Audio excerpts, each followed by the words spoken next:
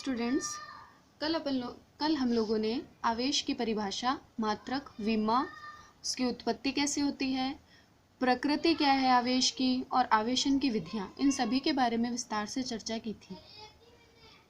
प्रकृति से यहाँ उत्पत्ति की बात करते हैं। उत्पत्ति का मतलब है कि आवेश आते कहाँ से हैं। आवेश घर्षण से उत्पन्न होते हैं। प्रकृति का मतलब है कि आवेश दो प्रकार के होते हैं, धनावेश तथा ऋणावेश। आवेशन विधियां कल अपन ने 3 पढ़ी थी, घर्षण द्वारा आवेशन, संपर्क द्वारा आवेशन और प्रेरण द्वारा आवेशन। आज हम लोग बात करेंगे आवेशों के गुणधर्म की। आपके सिलेबस में आवेश के बेसिकली 4 गुणधर्म बताए गए हैं। आवेशों की योज्यता, निश्चरता, उनका संरक्षण और आवेशों का क्वांटीकरण।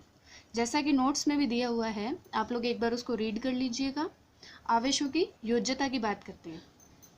इसके अनुसार किसी भी निकाय पर कुल आवेश का मान उसमें उपस्थित सभी आवेशों के बीजगणितीय योग के बराबर होता है। किसी भी निकाय पर आवेश का मान उसमें उपस्थित सभी आवेशों के बीजगणितीय योग के बराबर होता है। यहाँ बीजगणितीय योग का तात्पर्य है कि किसी भी या किन्हीं भी संख्याओं को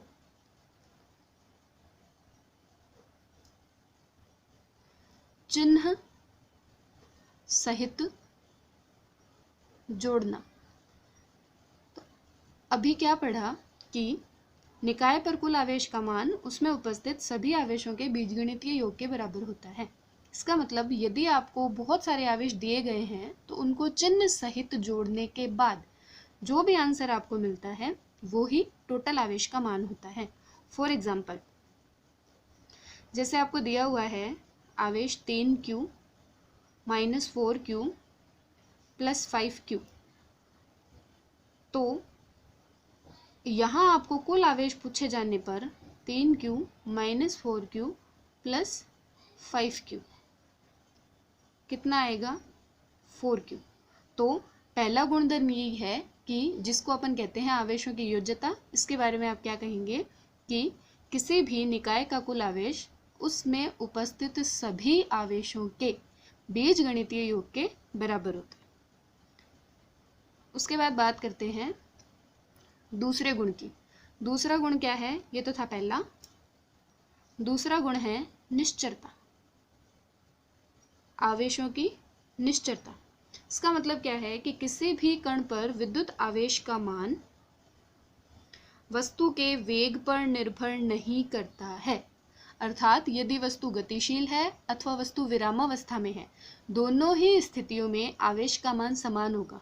इन शॉर्ट अपन क्या कह सकते हैं कि Q विरामावस्था, जब कोई वस्तु रुकी हुई है, अथवा जब कोई वस्तु गतिशील है, गतिशील अवस्था, दोनों स्थितियों में आवेश का मान क्या होगा? बराबर। तो आवेशों की निश्चरता में आपको यही पढ़ना है कि यदि कोई वस्तु विरामावस्था में है अथवा गतिशील अवस्था में है तो उसके आवेश में कोई चेंज नहीं आता है, जिसे हम आवेशों की निश्चरता के नाम से जानते हैं। उसके बाद अपन बात करते हैं विद्युत आवेशों के संरक्षण की। तीसरा है आवेशों का संरक्षण। संरक्षण के नियम आप लोगों ने 11th क्लास में पढ़े हैं, जो कि फिजिक्स के बेसिक रूल हैं। संरक्षण नियम कितने होते हैं? 4, जिनमें कौन कौन से हैं? संवेग संरक्षण, ऊर्जा संरक्षण, द्रव्यमान संरक्षण और चौथा है आवेश संरक्षण। पहले के तीनों आप 11th क्लास में पढ़ चुके हैं, अभी अपन चौथा पढ़ रहे हैं, आवेशों का संरक्षण। संरक्षण शब्द से अपने को पता चलता है कि किसी भी घटना के घटित होने से पहले वो राशि और बाद में वो राशि यदि बराबर है तो अपन उसको क्या नाम देंगे? संरक्षण। तो विद्युत आवेशों के संरक्षण के हिसाब से अपन क्या कह सकते हैं कि किसी विलगित निकाय में कुल आवेश सदैव संरक्षित रहता है तथा किसी भी प्रक्रिया व अनुक्रिया के संपन्न होने पर भी परिवर्तित नहीं होता है। अर्थात आवेश को न तो नष्ट किया जा सकता है न ही उत्पन्न किया जा सकता है, यह केवल स्थानांतरित हो सकता है। तो कंडीशन क्या अप्लाई होगी कि विलगित निकाय का कुल आवेश संरक्षित रहता है। संरक्षित रहने का मतलब कि चाहे वह निकाय कितनी भी प्रक्रियाओं अथवा अनुक्रियाओं से गुजर जाए, आवेश का मान परिवर्तित नहीं होता। इट मीन्स आवेश अपरिवर्तित रहता है। यहाँ एक बात और कही जा सकती है कि निष्कर्ष रूप में क्या कह सकते हैं, आवेश न तो नष्ट किया जा सकता है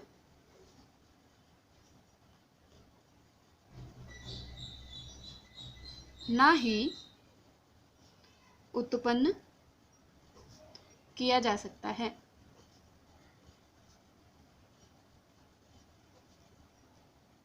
अर्थात इसका केवल और केवल क्या होता है, स्थानांतरण।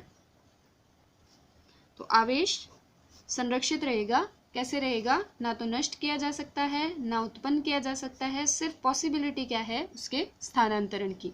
ये चीज अपन ने कल पढ़ी थी, आवेशों का स्थानांतरण कल अपन देख चुके हैं। कहाँ देखा था, आवेशन की विधियों में। आवेशन की विधियों में क्या हुआ था, एक तो घर्षण द्वारा उत्पन्न हुआ था, दूसरा संपर्क द्वारा और तीसरा प्रेरण द्वारा। संपर्क द्वारा आवेशन में आपने देखा था कि जब किसी अनावेशित वस्तु के संपर्क में आवेशित वस्तु लेकर आए थे तो आवेश इक्वली डिस्ट्रीब्यूट हो गया था। तो इसी को अपन कहेंगे आवेशों का स्थानांतरण। तो आवेश के संरक्षण में अपन क्या पढ़ सकते हैं कि आवेश ना नष्ट होगा ना उत्पन्न होगा, उसका केवल और केवल स्थानांतरण संभव है। अब आवेशों के संरक्षण को समझने के लिए दो तीन बातें और पढ़नी पड़ेगी। जैसे अपन उदाहरण के तौर पे ले सकते हैं। पहला उदाहरण अपन क्या लेंगे, गिलबर्ट का प्रयोग। गिलबर्ट का प्रयोग आवेश संरक्षण का सबसे अच्छा उदाहरण है। गिलबर्ट के प्रयोग में से अपन एक प्रयोग उठा लेते हैं, कांच की छड़, रेशम का कपड़ा। यहाँ खास बात क्या थी, कल मैंने आपको गिलबर्ट के प्रयोग के निष्कर्ष बताए थे। निष्कर्ष में क्या था कि जब कांच की छड़ को रेशम के कपड़े पर रगड़ा जाता है तो कांच की छड़ पर धनावेश आ जाता है और रेशम के कपड़े पर ऋणावेश आ जाता है। साथ ही एक बात और थी कि कांच की छड़ पर जितनी मात्रा में धनावेश आया, रेशम के कपड़े पर उतनी ही मात्रा में ऋणावेश आता है। इसका मतलब क्या हुआ कि धनावेशित चार्ज और ऋणावेशित चार्ज दोनों क्या है, बराबर। तो रिजल्ट में क्या मिलेगा, 0। तो आवेश का मान कितना हुआ, 0। तो इसको आप ऐसे भी समझ सकते हैं कि जब कांच की छड़ को रेशम के कपड़े पर नहीं रगड़ा गया था, दोनों अलग अलग थे, तब भी टोटल चार्ज कितना था, 0। रगड़ने के बाद दोनों आवेशित तो हो गए लेकिन टोटल चार्ज वहां पर भी क्या मिला, 0। तो आवेश संरक्षण के उदाहरण में इसको इसलिए कंसीडर कर सकते हैं कि यहाँ घटना कौन सी घटित हुई, कांच की छड़ को रेशम के कपड़े पर रगड़ा गया, लेकिन रगड़ने से पहले भी आवेश 0 था और रगड़ने के बाद भी आवेश कितना है, 0। इसलिए इसको आवेश संरक्षण का उदाहरण माना जा सकता है। दूसरे उदाहरण की बात करते हैं। दूसरा उदाहरण है, इलेक्ट्रॉन और पॉजिट्रॉन जब आपस में टकराते हैं तो विद्युत चुंबकीय विकिरणें उत्पन्न होती है। इस प्रक्रिया को शून्यकरण की क्रिया कहते हैं। इसके प्रारंभ तथा अंत में कुल आवेश का मान 0 होता है। इसको समझने के लिए अपन बात करते हैं कि इलेक्ट्रॉन और पॉजिट्रॉन को टकराना है। तो ये तो इलेक्ट्रॉन और पॉजिट्रॉन क्या है, जिस पर इलेक्ट्रॉन के बराबर आवेश है लेकिन धनात्मक आवेश है। जब इन दोनों की अभिक्रिया करवाई जाती है तो गामा विकिरणें उत्पन्न होती है, साथ में कुछ एनर्जी रिलीज होती है। ठीक है, तो इस अभिक्रिया में जितना ऋणात्मक आवेश है उतना ही धनात्मक आवेश है, यानी कि अभिक्रिया से पहले कुल चार्ज कितना हो गया, 0। और गामा विकिरणों पर भी अपन क्या कहेंगे, कुल चार्ज 0, यानी कि प्रारंभ में और अंत में दोनों समय आवेश का मान कितना है, 0। अर्थात यहाँ आवेश का संरक्षण नियम पालन हो रहा है। उसके अलावा तीसरे एग्जाम्पल में क्या है कि जितनी भी रेडियो एक्टिव अभिक्रियाएं हैं, आगे आप जब न्यूक्लियर फिजिक्स पढ़ेंगे तो ये डिटेल में बताई जाएगी। रेडियो एक्टिव क्षय की अभिक्रियाएं, जितनी भी अभिक्रियाएं होती हैं, रेडियो एक्टिव क्षय की अभिक्रियाओं में आवेशों का संरक्षण होता है। एक एग्जाम्पल लेकर बता देती हूँ, बाद में जब ये चैप्टर डिटेल में पढ़ेंगे तो आपको दोबारा समझा दिया जाएगा। जैसे यूरेनियम ले लेते हैं। यूरेनियम क्या है? एक रेडियो एक्टिव तत्व है। जब यूरेनियम का विघटन होता है तो एक तो थोरियम बनता है और एक बनता है अल्फा कण। ये जो 2He4 है इसका क्या नाम है? अल्फा कण। तो आप कहा जा सकता है कि जब यूरेनियम से एक अल्फा कण उत्सर्जित होता है तो थोरियम बनता है। यहाँ पर देखिए कुल आवेश, यहाँ यूरेनियम में कितने इलेक्ट्रॉन हैं? 92, थोरियम में 90 और अल्फा कण में 2, तो टोटल कितना हो गया? 92। यानी कि अभिक्रिया से पहले भी 92 थे और अभिक्रिया के बाद भी 92 है। अपन कह सकते हैं कि आवेशों का संरक्षण नियम लागू हुआ है। उसके अलावा एक और अभिक्रिया देखते हैं।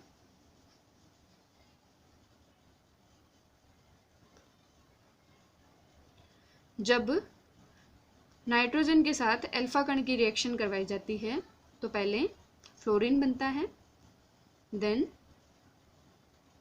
Oxygen plus proton. तो ये अभिक्रिया भी आवेश संरक्षण का अच्छा उदाहरण है। यहाँ आवेश संरक्षण को समझाने के लिए ये तो है अभिक्रिया से पहले का पोर्शन और ये है दोनों बाद के पोर्शन। यहाँ देखिए कि टोटल इलेक्ट्रॉन हो गए 7 + 2 = 9 और यहाँ भी 8 + 1 = 9। तो जितना चार्ज यहाँ है उतना ही चार्ज यहाँ पर होगा। एक बात और कि आवेश संरक्षण का जो नियम है वो बेंजामिन फ्रैंकलिन ने दिया था और इस नियम का कोई भी अपवाद नहीं है। फिर अपन बात करते हैं, देखिए आवेशों की योज्यता हो गया, आवेशों की निश्चरता हो गया, आवेशों का संरक्षण हो गया और चौथा अपन पढ़ेंगे आवेशों का क्वांटीकरण।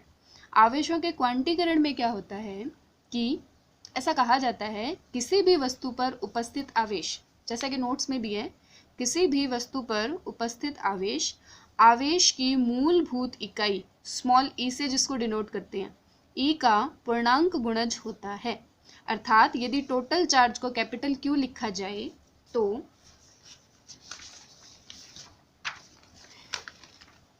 टोटल चार्ज इक्वल होगा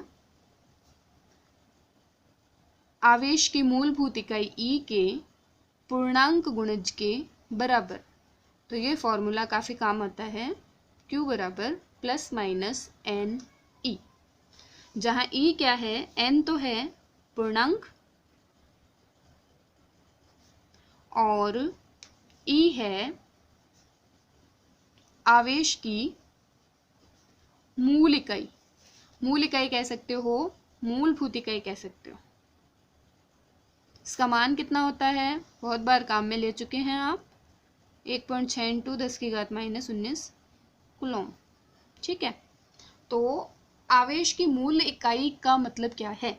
आवेश की मूल इकाई का मतलब है न्यूनतम संभव मान, कि आवेश का न्यूनतम संभव मान कितना है? ई वैल्यू होती है 1.62 × 10⁻⁻19 कूलम।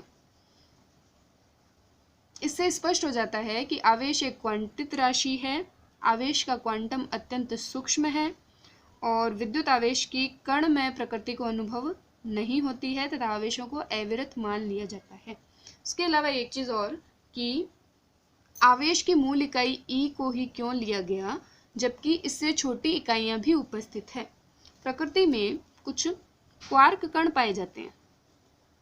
क्वार्क कण, क्वार्क कणों की खास बात क्या है कि उनका जो आवेश है, क्वार्क कण का आवेश E/3 होता है। तो मूल इकाई E/3 होनी चाहिए थी, परंतु खास बात क्या है, ये जो क्वार्क कण है इनका स्वतंत्र अस्तित्व संभव नहीं है। तो क्वार्क कणों का स्वतंत्र अस्तित्व संभव नहीं है, मतलब E/3 क्या होगा, उपस्थित नहीं माना जा सकता। इसलिए आवेश की मूल इकाई किसको माना जाता है, स्मॉल ई को। ठीक है, चलिए आगे। कितने गुण पढ़े आज? आवेशों की योज्यता, आवेशों की निश्चरता, आवेशों का संरक्षण और आवेशों का क्वांटीकरण। अब थोड़ी सी बात और हो जाए, इस पूरे चैप्टर में हम बार बार आवेश और द्रव्यमान, आवेश और द्रव्यमान को कंपेयर करेंगे और उनको साथ साथ पढ़ते जाएंगे। आवेश और द्रव्यमान की कंपैरिजन में 2-3 बातें सामने आती है। कौन कौन सी? कुछ बातें एक जैसी है, कुछ बातें अलग है। जैसे एक जैसी बातों की बात करें तो आवेश क्या होती है, अदिश राशि। द्रव्यमान भी अदिश राशि। आवेश भी अदिश है, द्रव्यमान भी अदिश है। और इसके अलावा एक खास बात और है कि यदि आवेशों की निश्चरता के बारे में पढ़ा जाए तो आवेशों की निश्चरता में तो क्या होता है कि विरामावस्था में आवेश का मान और गतिशील अवस्था में आवेश का मान समान होता है, जबकि द्रव्यमान के साथ ऐसा नहीं होता। द्रव्यमान के साथ ऐसा क्यों नहीं होता कि विशिष्ट आपेक्षिकता का सिद्धांत क्या कहता है कि यदि, कौन सा सिद्धांत, विशिष्ट आपेक्षिकता का सिद्धांत। विशिष्ट आपेक्षिकता सिद्धांत कहता है कि यदि v लगभग c के बराबर हो जाए, v c के लगभग बराबर हो जाए, यानी कि प्रकाश के वेग के समान हो जाए, तो किसी भी कण का द्रव्यमान उसके विराम द्रव्यमान की तुलना में बड़ा हो जाता है। यानी कि यदि अपन विरामावस्था में m की बात करें तो वह गतिशील अवस्था में m की बात करें तो विशिष्ट आपेक्षिकता का सिद्धांत क्या कहता है कि यदि कोई वस्तु का, किसी वस्तु का वेग प्रकाश के वेग के बराबर हो जाए तो उसका द्रव्यमान विरामावस्था में द्रव्यमान की तुलना में बढ़ जाता है, परंतु आवेश के साथ ऐसा नहीं होता है। तो सिमिलैरिटी तो क्या हो गई, आवेश भी अदिश राशि, द्रव्यमान भी अदिश राशि। और अलग बात कौन सी हो गई कि विरामावस्था और गतिशील अवस्था में आवेश का मान समान रहता है, परंतु द्रव्यमान के मान में परिवर्तन हो जाता है। उसके अलावा एक चीज और कि आवेश जो है, आवेश सदैव द्रव्यमान से संबद्ध होता है। आवेश सदैव द्रव्यमान से संबद्ध होता है। इसका मतलब क्या है कि आवेश सदैव द्रव्यमान से संबंध होता है, अर्थात बिना द्रव्यमान के आवेश का कोई अस्तित्व नहीं है। तो यदि आपको आवेश चाहिए तो द्रव्यमान का होना अति आवश्यक है। बिना द्रव्यमान के आवेश का कोई अस्तित्व नहीं है, परंतु इसका विलोम सत्य हो सकता है। अर्थात यदि आपके पास द्रव्यमान है तो आवेश हो ये जरूरी नहीं है, परंतु यदि आवेश है तो द्रव्यमान का होना अत्यंत आवश्यक है। एग्जाम्पल, बात करते हैं फोटोन की। फोटोन की खास बात क्या है? फोटोन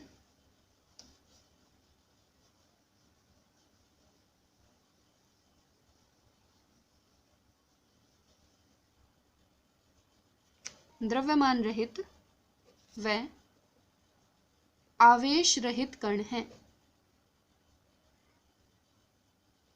फोटोन का द्रव्यमान नहीं है, द्रव्यमान नहीं है इसलिए आवेश भी नहीं है, परंतु उल्टा न्यूट्रॉन की बात करते हैं। न्यूट्रॉन की खास बात क्या है कि इसका द्रव्यमान तो होता है परंतु आवेश शून्य होता है। इसका मतलब क्या हुआ कि यदि द्रव्यमान नहीं है तो आवेश भी नहीं होगा, परंतु यदि द्रव्यमान है तो आवेश हो यह जरूरी नहीं है, हो भी सकता है, नहीं भी हो सकता है। उसके बाद एक चीज और जो कि पाठ के शुरू में लिखी हुई थी, वो क्या थी? आवेशों के बारे में ही थी। अगर अपन बात करें कि कोई आवेश स्थिर है, आवेश कैसा है? स्थिर है। स्थिर है मतलब v बराबर 0। आवेश स्थिर है। फिर अपन आवेश को गतिशील बनाते हैं। अब आवेश अगर गतिशील है तो उसको दो तरीके से लिखा जा सकता है कि भाई उसका वेग क्या होगा? Non zero. नॉन जीरो है तो दो कंडीशन आएगी। कौन सी? एक तो वेग नियत हो सकता है और दूसरा वेग परिवर्तित हो सकता है। यदि वेग नियत है तो त्वरण क्या होता है? 11th में पढ़ा था आपने, dv बट्टा dt। तो यदि वेग नियत है तो त्वरण कितना हो गया? 0। यहाँ त्वरण होता है 0। और अगर v परिवर्तित है तो त्वरण क्या होगा? Non zero. तो थोड़ा सा ध्यान दें, स्थिर आवेश है तो v बराबर 0, और यदि गतिशील आवेश है तो दो कंडीशन बनेगी। एक तो नियत वेग से गतिशील होगा और एक परिवर्ती वेग से गतिशील होगा। अपन पूरे चैप्टर में यदि v नियत है यानी कि आवेश नियत वेग से गतिशील है तो उसका नाम रखेंगे गतिशील आवेश, और यदि परिवर्तित वेग से गतिशील है तो उसका त्वरण होगा, अपन उसका नाम रखेंगे त्वरित आवेश। अब बात करते हैं इनसे उत्पन्न होने वाले प्रभावों की। यदि आवेश स्थिर है तो वह विद्युत क्षेत्र उत्पन्न करता है। यदि गतिशील है तो वह विद्युत क्षेत्र और चुंबकीय क्षेत्र दोनों उत्पन्न करता है। ई से विद्युत क्षेत्र इलेक्ट्रिक फील्ड और बी से है मैग्नेटिक फील्ड चुंबकीय क्षेत्र। और यदि त्वरित आवेश है तो वह, खास बात, विद्युत चुंबकीय विकिरणें उत्पन्न करता है। तो खास बात क्या हुई कि यदि आवेश स्थिर है, वेग का मान 0 है, तो वह विद्युत क्षेत्र उत्पन्न करेगा। यदि आवेश नियत वेग से गतिशील है तो वह विद्युत क्षेत्र और चुंबकीय क्षेत्र दोनों उत्पन्न करेगा। उसका नाम क्या रखा जाएगा? गतिशील आवेश। और यदि आवेश परिवर्ती वेग से गतिशील है उसको अपन कहेंगे त्वरित आवेश। वो उत्पन्न क्या करेगा? विद्युत चुंबकीय विकिरणें। इसको रिवाइज कीजिए, आगे की बात कल करेंगे।